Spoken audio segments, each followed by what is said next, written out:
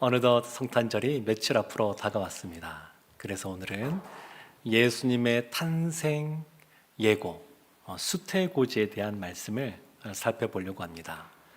예수님의 나심에 대한 이 예고는 성경의 마태복음에도 나오고 오늘 본문이 기록된 누가복음에도 나옵니다. 누가복음은 천사 가브리엘이 마리아에게 알려주는 내용이고, 마태복음에는 요셉에게 천사가 알려주는 내용이 나옵니다. 차이점이 있습니다. 차이점은 뭐냐면 시간 순서가 있다는 겁니다. 시간차가 있습니다.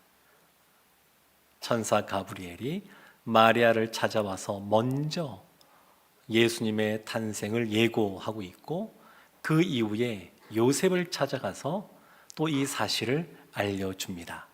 그래서 마태복음 1장 18절부터 말씀을 보면, 예수 그리스도의 나심은 이러하니라. 그의 어머니 마리아가 요셉과 약혼하고 동거하기 전에 성령으로 잉태된 것이 나타났더니, 그의 남편 요셉은 의로운 사람이라 그를 드러내지 아니하고 가만히 끊고자 하여 이 일을 생각할 때에 주의 사자가 현몽하여 이르되, 다윗의 자손 요셉아, 내 아내 마리아 데려오기를 무서워하지 말라. 그에게 잉태된 자는 성령으로 된 것이라. 그러니까 성령으로 잉태가 이미 되었는데 그 이후에 주의 사자가 찾아와서 알려주는 겁니다. 무서워하지 마라. 내 아내 데려오기를 무서워하지 말라. 근데 지금 사실 결혼한 상태가 아니라 약혼한 상태입니다. 근데 아내라고 하는 표현을 쓰고 있습니다. 이 당시는 오늘날과 다르게 약혼의 개념이 조금 다릅니다. 약혼만 해도 이미 부부로 인정을 받습니다. 물론 아직 결혼하지 않아서 같이 살진 않지만 약혼한 것만으로도 그와 같은 의미가 있기 때문에, 만약에 약혼을 깬다 그러면 이혼 절차를 밟아야 됩니다. 그러니까 이 요셉과 마리아가 약혼한 것만으로도 사실은 결혼에 해당되는 그런 의미를 갖고 있었습니다. 오늘 본문 보면 이제 마리아에게 천사 가브리엘이 찾아와서 예수님의 나심에 대하여 알려주는데, 그 시작은 등장인물을 소개하는 것으로부터 시작합니다. 등장인물이 마리아인데, 마리아에 대하여 오늘 누가복음 1장 26절 27절에서 이렇게 소개합니다. 여섯째 달에 천사 가브리엘이 하나님의 보내심을 받아 갈릴리 나사렛이란 동네에 가서 다윗의 자손 요셉이라 하는 사람과 약혼한 처녀에게 이르니, 그 처녀의 이름은 마리아라. 마리아는 요셉과 약혼한 사람인데 어디에 사냐면 갈릴리 나사렛이란 곳에 삽니다. 하나님이 천사 가브리엘을 나사렛이란 동네로 보내신 겁니다.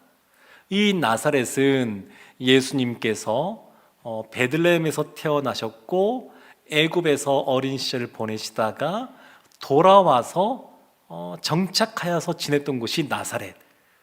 근데 이 마리아가 요셉과 더불어서 그 나사렛이란 동네에 있었습니다. 근데 이 마리아가 있었던 그 나사렛은 구약 성경에 이 지명이 등장하지가 않습니다. 탈무드 같은 데도 나오지가 않습니다. 왜 그러냐면 이 나사렛이란 동네가 없어서가 아니라 중요한 곳이 아니기 때문에 그렇습니다. 큰 도시도 아니고 아주 작은 마을입니다. 어느 이름 없는 두메 산골, 그런 곳입니다.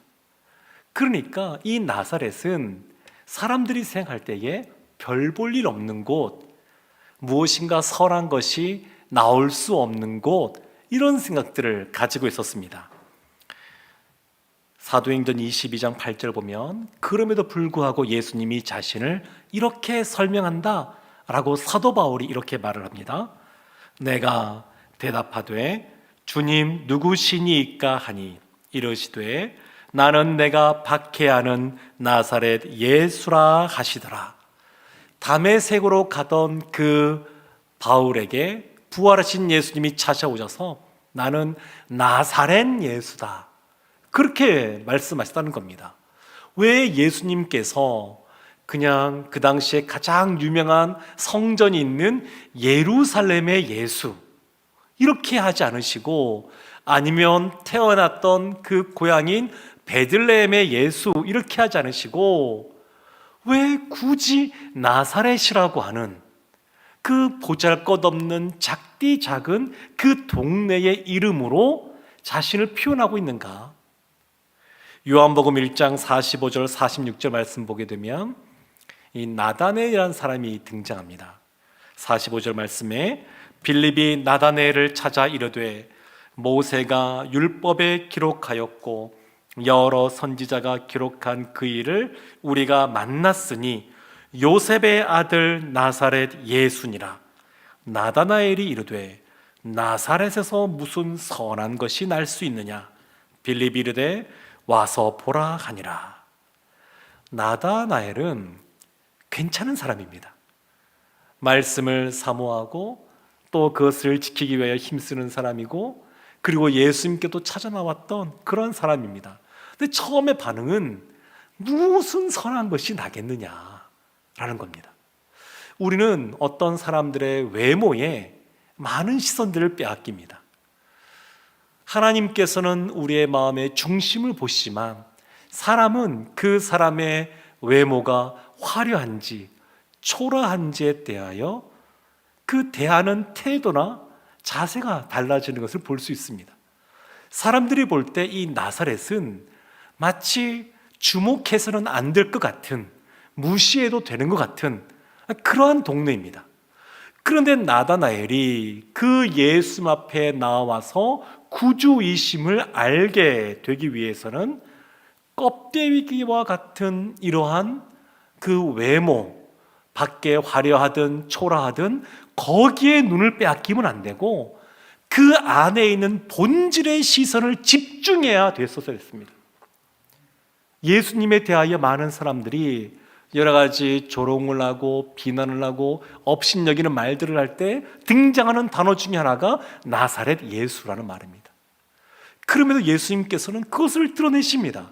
왜냐하면 그것이 중요한 것이 아닙니다. 이름 없는 그 두메 산골, 그 동네에 있다는 것이 중요한 것이 아니라 그 본질적으로 하나님을 사랑하고 주 앞에 순전한 믿음을 가지고 있고, 그리고 하나님께서 그런 그들을 사용하셔서 이 땅에 독생자 예수 그리스도를 보내셨다고 하는 것, 그것이 중요합니다. 오늘 본문 말씀을 통해서 마리아가 어떤 사람인지를 우리가 살펴볼 수가 있습니다. 껍데기를 보는 것이 아니라 그 내면에 있는 본질을 보기를 원합니다. 마리아는 그 당시에 10대 중반 되면 다들 결혼을 했기 때문에 아마 10대 중반, 아주 그냥 오늘날 보면 아직은 어린 그런 나이였을 겁니다. 그리고 나사렛이란 이름 없는 동네, 그리고 평범한 보잘것없는 그런 한 여인일 뿐입니다. 그런데 그걸 보는 것이 아니라 그 안에 어떠한 신앙을 갖고 있는지, 하나님께 어떠한 은혜를 받아 누리고 있는지 오늘 거기에 초점을 맞추어서 말씀을 보기를 원합니다. 첫 번째, 이 마리아는 어떤 사람이냐? 하나님의 은혜를 받은 자입니다. 은혜를 받은 자. 누가복음 1장 28절 이렇게 설명합니다. 그에게 들어가 이르되 은혜를 받은 자여 평안할지어다. 주께서 너와 함께 하시도다 하니. 은혜를 받은 자, 은혜를 주는 자가 아니라 받는 자입니다. 그러니까 은혜를 주기 때문에 경배의 대상이 되는 것이 아니라 은혜를 받는 우리와 같은 존재가 마리아입니다. 근데 마리아는 은혜를 받습니다.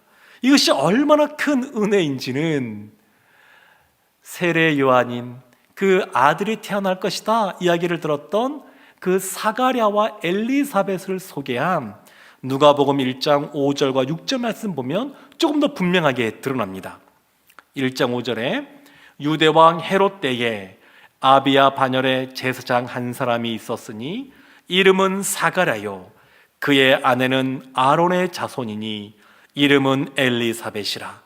이 두 사람이 하나님 앞에 의인이니 주의 모든 계명과 규례대로 흠이 없이 행하더라. 사가랴와 엘리사벳은 어떤 사람이냐?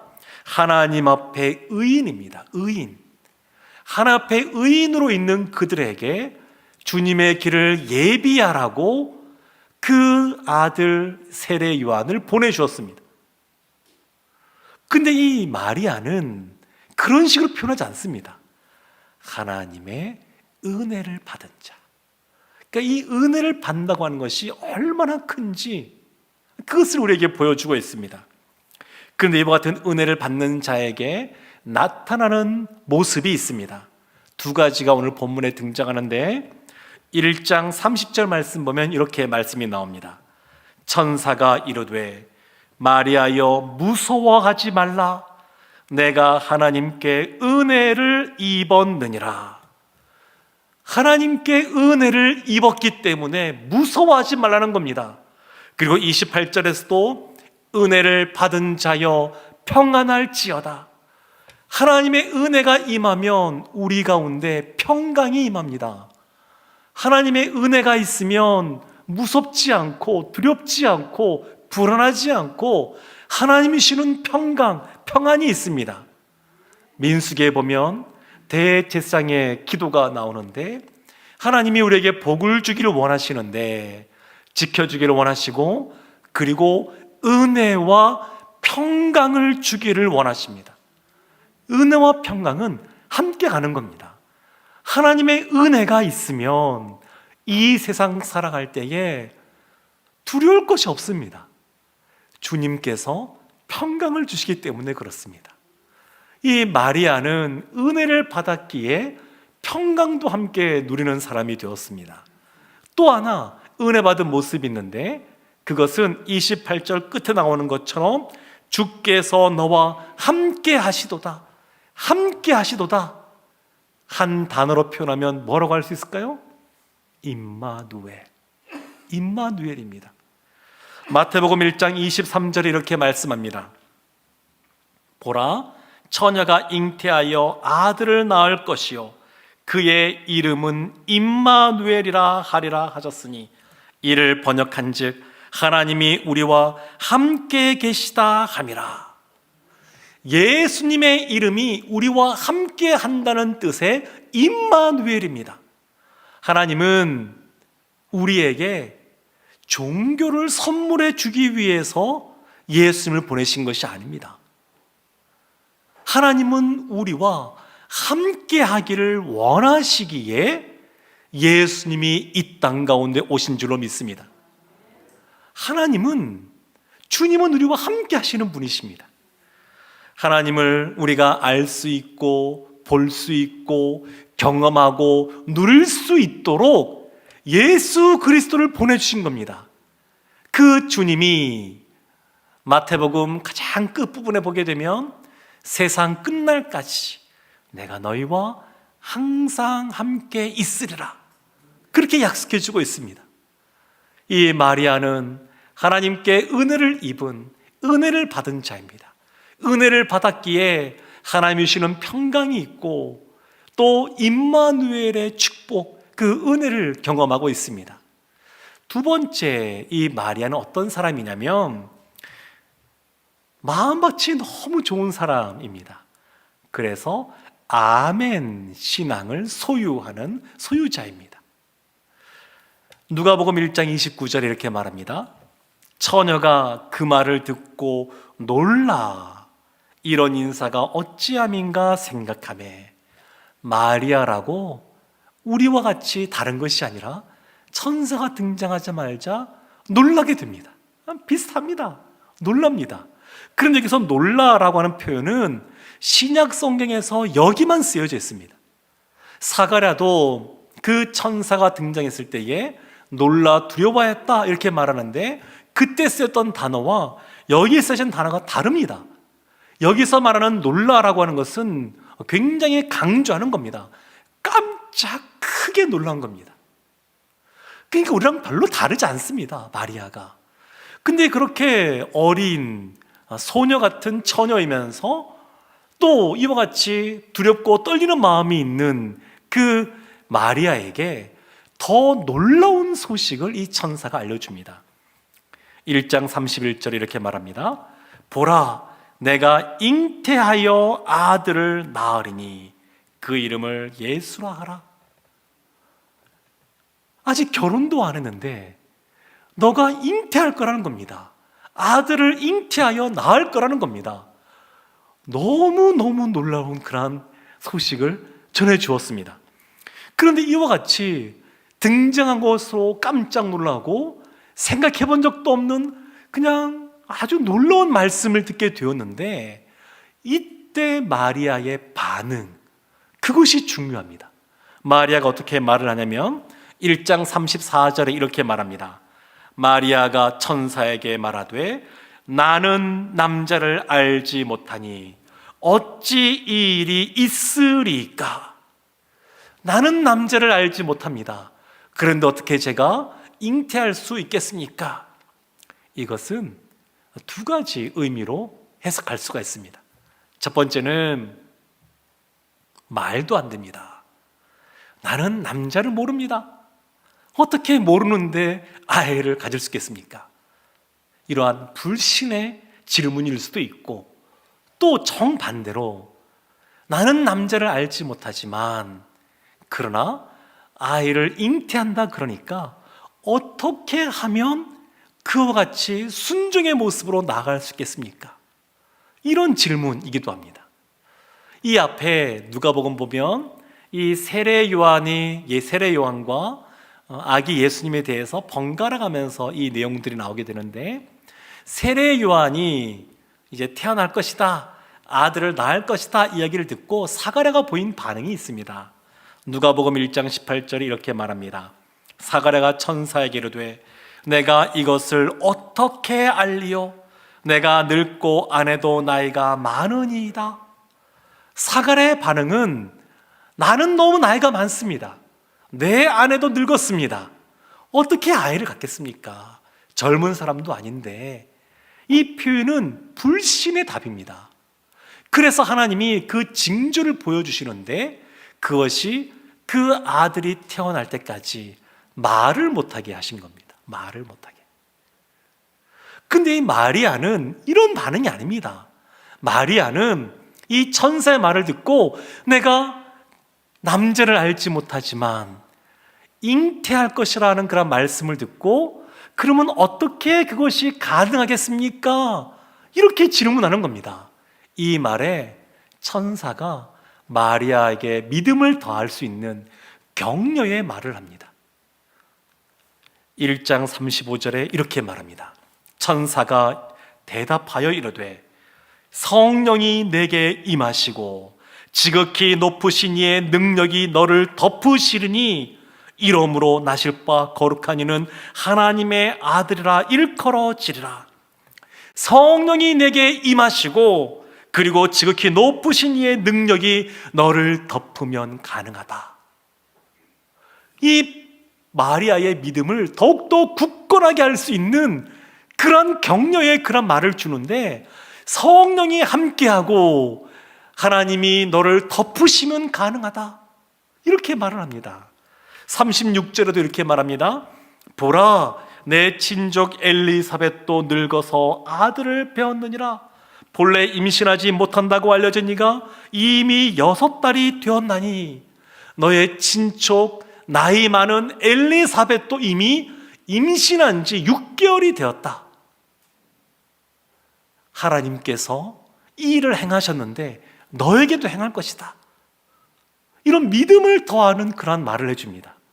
또 37절 보면 이렇게 말합니다. 대저 하나님의 모든 말씀은 능하지 못하심이 없느니라.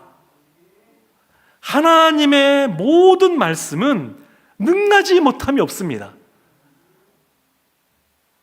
사랑하는 성도 여러분, 마리아가 이와 같이 천사가 해주는 말, 성령이 임하시고 그 높으신 주님의 손이 그를 돕고, 그리고 엘리사벳이 잉태한 것처럼 주님의 말씀은 시건치 않으시고 다 이루어진다라고 하는 이 말을 듣고 너무 감격한 것 같습니다.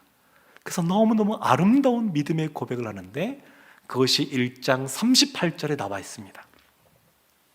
마리아가 이르되 주의 여종이오니 말씀대로 내게 이루어지이다.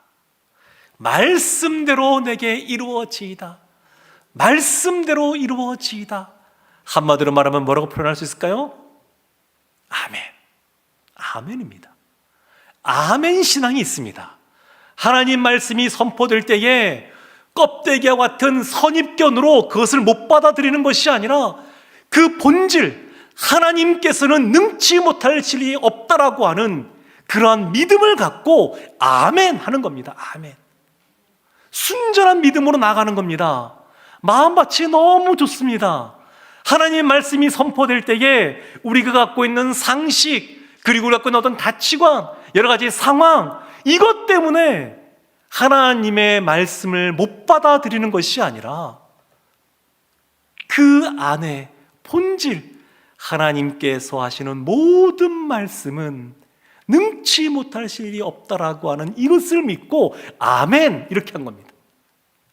남자를 알지 못함에도 불구하고 하나님이 천사를 보내서 말씀하실 때에 그 이름 없는 두메 산골 나사렛이란 동네에 어린 그 처녀로서 살아가고 있는 그 마리아가 아멘 이렇게 할 때에 그때 잉태가 되게 됩니다. 그래서 이 마리아를 보게 되면 세 번째 복받은 자로서 나오게 됩니다. 역전의 은혜로 복 있는 사람으로서 마리아가 있습니다. 누가복음 1장 39절에 이렇게 말합니다. 이때에 마리아의 고백하고 천사가 떠나자마자 이때에 마리아가 일어나 빨리 산골로 가서 유대 한 동네에 이르러, 이때에 빨리 일어나 가서 그리고 이르렀습니다. 엘리사벳에게 이르렀습니다. 말씀에 아멘으로 순종하는 사람들은 이런 경험들이 있습니다. 하나님 말씀에 믿음으로 결단하고 아멘 했을 때 주님이 주시는 감격, 흥분, 감사, 찬송, 다른 사람에게 나누고자 하고 나누지 않고는 견딜 수 없는 벅찬 마음, 이런 것이 있습니다. 마리아가 찾아간 겁니다. 먼저 하나님 말씀을 경험한 사람, 그 말씀대로 순종의 삶을 살아오고 있는 엘리사벳을 찾아간 겁니다. 1장 41절 42절에 엘리사벳이 그 마리아를 향해 이렇게 선언합니다. 엘리사벳이 마리아가 무난함을 들으매 아이가 복중에서 뛰노는지라 엘리사벳이 성령의 충만함을 받아 큰 소리로 불러 이르되 여자 중에 내가 복이 있으며 내 태중의 아이도 복이 있도다. 엘리사벳이 성령이 충만하여서 마리아를 향하여 선포하는 겁니다. 여자 중에 내가 복이 있다. 마리아는 복 있는 사람입니다. 우리가 마리아의 생일을 새겨보면 결혼하기 전에 아이를 낳아서 어쩌면 동네 사람들로부터 이런저런 수군거리는 소리를 들었을 수도 있고, 그리고 사랑하는 아들이 자신보다 먼저 십자가라고 하는 극형에 처해지는 것을 보는 그러한 삶, 어쩌면 많은 학자들이 말하는 것처럼 남편인 요셉이 일찍 세상을 떠나서 과부로서 그 자녀들을 책임져야 되는 그러한 삶, 객관적으로 보면 고난의 삶인 것처럼 보여지기도 합니다. 그러나 이 삶이 복되다 이렇게 말하는 겁니다. 겉으로 볼 때는 두메 산골 이름 없는 나사렛이라는 동네, 그리고 무엇 하나 내세울 곳 없는 평범한 한 사람일 것 같지만 그 사람이 복이 있다는 겁니다. 그리고 이 엘리사벳이 성령 충만하여 내 태중의 아이도 복이 있다 이렇게 말하는 걸 보면 그 말씀대로 이루어지이다. 그리고 천사가 떠나자마자 이미 그 뱃속에 잉태되었다라고 볼 수 있습니다. 누가복음 1장 45절에 엘리사벳이 한 번 더 이렇게 말합니다. 주께서 하신 말씀이 반드시 이루어지리라고 믿은 그 여자에게 복이 있도다. 말씀대로 이루어지리다. 이 좋은 마음밭을 갖고 아멘 신앙을 있었던 이 마리아, 말씀대로 이루어진 것을 믿은 그 본질을 파악하고 그것을 믿은 이 마리아에게 복이 있다라고 말합니다. 그리고 이어지는 말씀을 보게 되면 마리아의 찬가라고 하는 부분이 나오는데, 마리아가 이렇게 하나님께 찬양하면서 고백합니다. 누가복음 1장 46절부터 48절까지 말씀에 마리아가 이르되 내 영혼이 주를 찬양하며 내 마음이 하나님 내 구주를 기뻐하였음은 그의 여종의 비천함을 돌보셨음이라. 보라, 이제 후로는 만세에 나를 복이 있다 일컬으리로다. 보라, 이제 후로는 만세에 나를 복이 있다 일컬으리로다. 오늘날에도 그래서 이 마리아를 향하여 복 있는 사람, 복을 받아 마땅한 사람, 이렇게 인정해 주고 있습니다. 그런데 이 마리아도 아는 것은 여종의 비천함, 자신이 얼마나 비천한 존재인지를 알고 있습니다. 그러면서 51절부터 53절 보면 그렇게 말합니다. 교만한 자들을 흩으시고 권세 있는 자들을 그 위에서 내리시고 부자들을 빈손으로 보내시는 그 주님께서 비천한 자를 높이시고 줄인 자를 배부르게 하시는 역전의 은혜를 주셔서, 비천한 나를 돌아보시는 역전의 은혜를 주셔서 만세에 후대에 복 있는 사람이 되게 하셨습니다. 이렇게 고백하는 겁니다. 사랑하는 성도 여러분, 하나님이 이 마리아에게 역전의 은혜를 주셨습니다. 그래서 복 있는 사람입니다. 다른 이유가 아닙니다. 그런데 성경을 보면 참 많은 사람들이 이와 같은 역전의 은혜를 경험하게 합니다. 아이가 없었던 사라, 하나님이 나이가 많이 들어서 그 사라에게 아들을 주셨습니다. 결혼한 지 20년이 되었지만 자녀가 없었던 리브가, 그에게도 하나님이 그 시간이 지난 이후에 아들을 주었습니다. 야곱이 사랑했던 라헬, 그 라헬도 자녀가 없었는데 오랜 세월이 지난 이후에 하나님께서 아들을 주셨습니다. 자녀가 없어서 마음이 너무 비통해서 그냥 소리조차 잘 나지 않고 눈물만 흘렸던 한나, 그에게 아들 사무엘을 주셨습니다. 하나님 앞에 의로운 사람이었지만 그러나 나이가 들 때까지 자녀가 없었던 엘리사벳, 그에게 주님의 길을 예비하는 아들 세례 요한을 주셨습니다. 하나님은 이런 역전의 은혜를 경험하게 하시면서 이 사람들을 통하여 하나님 나라의 구원의 역사를 이끌고 계십니다. 그러면 왜 하나님이 이와 같이 역전의 은혜를 허락하시느냐? 이런 어려운 상황 없이 그냥 하나님께서 복을 주시고 모든 것이 만사 형통하면 좋을 텐데 왜 이런 어려운 일들을 주시고 그러면서도 역전의 은혜를 허락해 주시느냐? 첫째는 사람들로 하여금 교만치 않게 하기 위해서 그렇습니다. 하나님 우리를 너무 잘 아십니다. 그래서 늘 겸손하도록, 교만하지 않도록 역전의 은혜를 주십니다. 또 보면 누구라도 하나님 앞에 서면 절망하지 않게 하십니다. 역전의 은혜라고 하는 것은 벼랑 끝에 서 있어도 하나님께서 우리와 함께 하심을 경험하고 누리게 하시면서 그 누구라도 어떠한 상황도 하나님 앞에서 소망을 품지 못할 상황은 없다라고 하는 것을 알려주십니다. 또한 세 번째는 이 역전의 은혜를 주시는 이유는 누구든지 예수 그리스도 앞에 나오면 영생을 얻는 그러한 은혜를 얻게 하신다라고 하는 것을 알려주십니다. 사랑하는 성도 여러분, 운동선수들은 나이가 들고 실력이 떨어지면 어느 순간 팀에서 방출되기도 합니다. 버려지는 것이죠. 배우들도 인기가 떨어지게 되면 캐스팅이 되지 않습니다. 그러나 하나님은 그렇지가 않습니다. 하나님은 우리를 버려두지 않으십니다. 늘 우리와 함께 있기를 원하시고 손을 내밀면 언제라도 잡아주시는 분이 주님이신 줄로 믿습니다. 미켈란젤로가 그린 아담의 창조라고 하는 그 성당, 그 천장벽에 있는 그 그림을 보면 하나님이 아담을 향하여 손을 쫙 뻗으시는 장면이 나옵니다. 하나님이 그런 분이십니다. 먼저 찾아오시고 먼저 다가오시고 손을 내미시는 분이십니다. 하나님 앞에 마음을 여는 사람은 누구라도 하나님이 마리아처럼 은혜를 받게 하시고 평강을 주시고 또 그 하나님께서 진정 복을 주실 줄로 믿습니다. 마리아처럼 말씀대로 이루어지이다.